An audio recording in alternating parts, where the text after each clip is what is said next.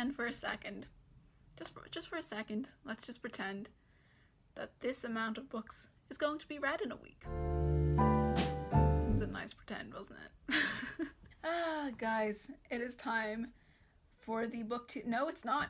It is not. It is not. It is time for the reading rush. Now, this is a readathon that I really enjoy, and it's the first time that they've kind of revamped it since it kind of got started up. Now, I have created one of those profiles on the website. I'll leave that link below if you want to be friends. I don't know how it works. I'll leave a link below in case you want to see how I'm doing and want me to see how you're doing. You know, we can be friends on it. The Reading Rush is a readathon that takes place over multiple platforms and goes from July 22nd to 28th, which is 3 weeks from now, 4 weeks from now, a couple weeks from now. And I've decided this year for the readathons, though they are my niche, I will probably not be doing very many or maybe any, I know, scary, of the video challenges. For this readathon or the other readathons this summer, just personal reasons, but I would like to do a vlog maybe every 3 days, maybe every 2 days, who knows, of my progress, so as we can still interact. Now, this video is about the reading challenges for the Reading Rush, which I'm hoping to do all of. Go back to that moment of pretend at the start. Recently, the Reading Rush announced their reading challenges, and I was happy to realize that I have books that look like they would be right for the challenges, but all of the books on my TBR are quite long. So we're going to start with the official challenges first, so as we don't get overwhelmed. I should probably also mention that these books are reliant on a TBR for another readathon, the biannual bibliothon, so if I don't read some of the books for that readathon, it will leave me kind of stuck. So we're just going to push through and hope for the best. It'll be fine. Don't even worry about it. Don't even worry about it. First reading challenge is a big one. Read a book with purple on the cover. Now, I do have other smaller books with purple on the cover, but I feel like it wouldn't be a readathon TBR without this book on it, because I always include this book on it and I never read it. So, you know, maybe this is the time. Maybe we need the pressure of the videos off so as I can focus on this impossible task. And the book that I've chosen for a book with purple on the cover is House of Leaves by Mark Z. Danielewski.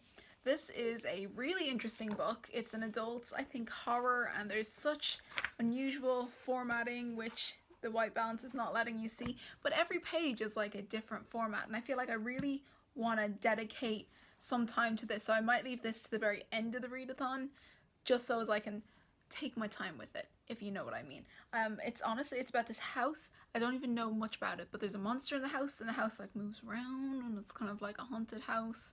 Like, it's supposed to be a spooky, really good book. It's got like a cult following. You know, one of those books that's like super popular, but like obscurely. The next challenge is to read a book in the same spot for the whole time. I have chosen the lovely spot of this chair because it is a chair and in my room and easy to access for me. So I chose the shortest book on my TBR. The shortest book that I currently have not read, The Color of Magic by Terry Pratchett. Now, this book is the first in a massive series, huge big series, and it is an fantasy series. I think it's an adult fantasy series, but I've also seen some of this series in the children's section, but only some of them, so I don't know. Now, this book is, I couldn't even tell you what it's about this guy who is human but goes on a tour around like an alien planet, or like a planet that is definitely not Earth. As far as I know, that is what this book is about, and it is the shortest book on my TBR at 287 pages. So it's short, but it's still like not super short, you know what I mean? It's not a novella, it's not a poetry anthology. The next book covers 2 challenges, and that is a book I meant to read last year and an author's first book. And I suppose it also covers the challenge of purple on the cover, but we've covered that, so either of these books work for that. And that is Zenith by Lindsay Cummings and Sasha Alsberg. You've probably heard of this book. It's one of our BookTube's own. This is one that I meant to read last year, but just never got around to it. And I would like to read it, and therefore this seems like a really good time to do that. But also, it's another big one. The next challenge is to read a book with a non-human main character. Now, because I don't know enough about the other books that I'm reading, I don't know if they qualify for that, so I chose this book. And honestly, if I'm gonna skip on a book in the readathon, it's probably gonna be this one. But it is Brisingaur by Christopher Paolini, the third book in the Eragon series, which I read the first book last year, then I didn't continue. So I'm hoping to continue in another readathon and get to this book by the Reading Rush. And the main character, one of the main characters, is a dragon. It's a dragon. It's not a human. Non-human. Dragon counts. The last two challenges are read a book with more than 5 words in the title and watch a book to movie adaptation and read that book. And so I've decided to combine those two challenges and reread Harry Potter and the Philosopher's Stone. Harry Potter and the Philosopher's Stone. 6 words. And also I've decided to reread it in this edition, the illustrated edition, because I have not yet read the illustrated editions. And I feel like we're at the point of the year, and also the point of my life, where I need a Harry Potter reread. Now, the last 2 books I'm going to show you are purely there to get the number up to 7 books. Like I said, probably won't even get half of the books I've already shown you read.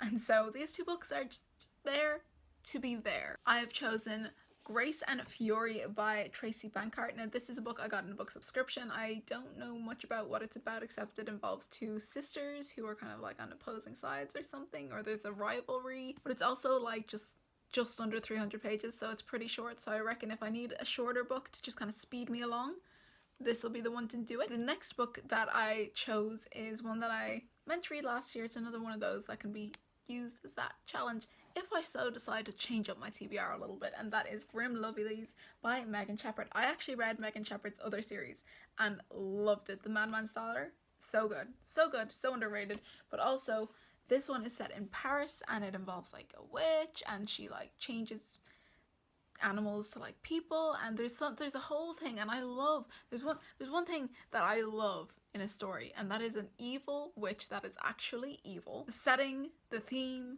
just really appeals to me. So if I get to read it during the Reading Rush week, yay. And if I don't, no one's going to be surprised. Let's show you this impossible TBR.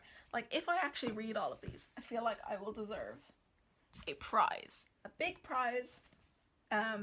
Doesn't have to be money, but that would be appreciated. Doesn't have to be books, but that would be appreciated. It could be a subscriber. You could subscribe. That would be appreciated. But these are the books that I will attempt to begin during the Reading Rush week. Actually, it might be a fun game. Place your bets. How many books do you think I will read? In the comments below. And if you're right, I will give your Hogwarts house points. That's it. That is my Reading Rush TBR. If you're participating in the Reading Rush, let me know. That would be fun to participate together, and we'll be friends on the Reading Rush page, if that's how it works. I'll figure it out by the time this video is uploaded. Anyway, that's everything I have for this video. Thank you so much for reading. Thanks for reading. Thank you so much for watching. Bye. I look like a Weasley today. I ain't mad about it.